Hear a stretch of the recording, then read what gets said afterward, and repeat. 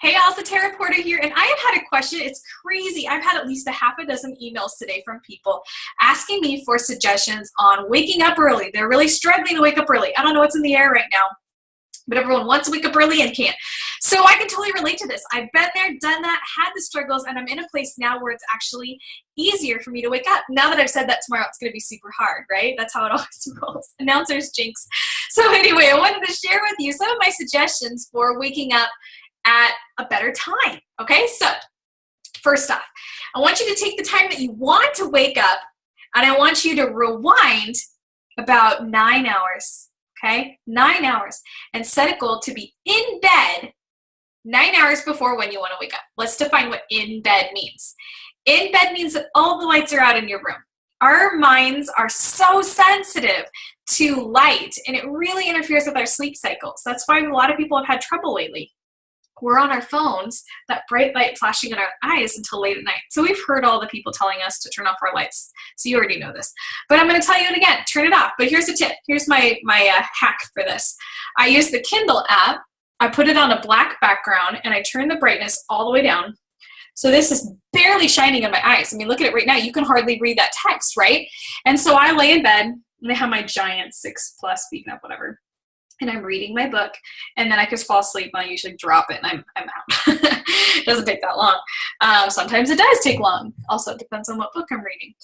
But that's one thing you could do if you really need your mind working. Another thing that you could do is you could have an Audible book on. Audible has like a snooze button on the app where it'll turn off after a certain amount of time. So those are some ways you can kind of, you want your brain to be active a little bit as you're trying to get to sleep, especially if you're wide awake. That really helps. And be patient. You're probably not going to fall asleep super early that first night. Give your body some time. Okay, get some time to get used to it. Okay, so the next thing is I recommend an app that's called Sleep Cycle. Sleep Cycle. Now, I don't need this app anymore because my body is used to this. My body naturally wakes up around this time every day. But I did use it, and I love it. You stick it under your sheet, and there's specific instructions to make sure it doesn't overheat. And you pick a time, like a half-hour window that you want to wake up. And what happens is your body naturally goes through these sleep cycles of heavy to light sleep. So you've probably been awakened in your heavy sleep cycle. And it's like, oh, you're startled awake, or, you're in the middle of a dream, or you're pressing snooze all the time when it goes off. Like, you're out of it. I have a funny story on this. So Christy, up until I swear a week ago, what she would do is she would come into my room, and I'm sound asleep. Fan's going, I get right up to my face. She'd be like, Mom, can I watch a show? I mean, it's always scared the crap out of me. Oh, so finally she's listened to me, and she no longer does that, but it would scare the crap out of me. Plus I'm awake before her now. So usually that happens on the weekends if I sleep in just a little bit later than her, which we'll talk about in just a second.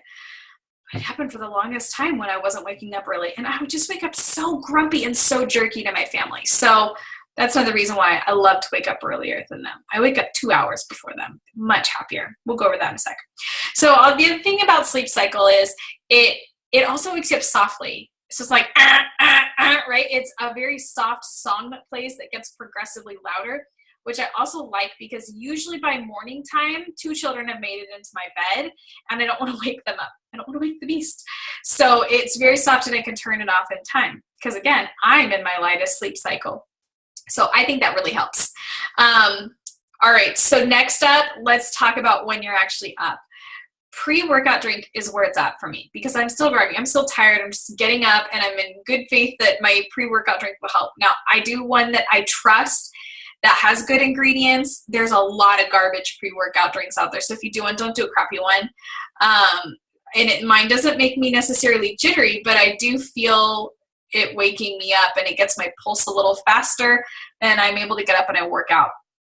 Now, mind you, it doesn't kick in every time to where I'm like, yes, I'm Tigger, and I'm going to just bounce through this workout. That today, it did not do that for me. But I started the workout, and then that got me going. That got me moving and awake. So I also recommend workout early in the morning. Plus, it's out of the way. You don't have to worry about it later in the day. Got a lot of energy to crush it, get her in. What's nice about this is I wake up early. I'm able to work out. I'm able to pray. I'm able to read my scriptures and make my breakfast all before the first child comes out, Okay, so that is key for me. I have to be happy when they come in. So my son came out today, it was probably about 6:45, and he told me about his weird and creepy dream that he had. And I was gonna be like, oh, come here, come cuddle with me. Tell me all about it. When normally if he came into my bed, I'd be like, oh, go in the room, and I don't want to be that mom. So awesome. So next up, weekends. This is where a lot of people get tangled up. You know, Mondays, it feels awful getting up. Yeah, because you're resetting the cycle all over again, because on the weekend you stayed up super late and you slept in super late. So yes, give yourself a little window to sleep in, but maybe don't make it a giant window. For example, my husband wakes up at about noon on the weekend if he can control it. So that throws off your body, and he's always perpetually tired, and I guarantee you that's why. If you plan like maybe 1 to 2 hours of sleeping in, try to get to bed within 1 to 2 hours of your normal bedtime. That way, when Monday starts, you're not totally off. Your body isn't confused, right? So those are my big tips for helping you sleep better, but I want to hear yours. So share below, or if you have any questions on this, I'm passionate about this topic. I am passionate about my sleep. Oh, I should also tell you that Sleep Cycle app has a power nap app. I nap once in a while. I love it. That's my time with my son. I nap maybe probably twice a week. You may not be in the position to do that, so I do on the weekends a lot.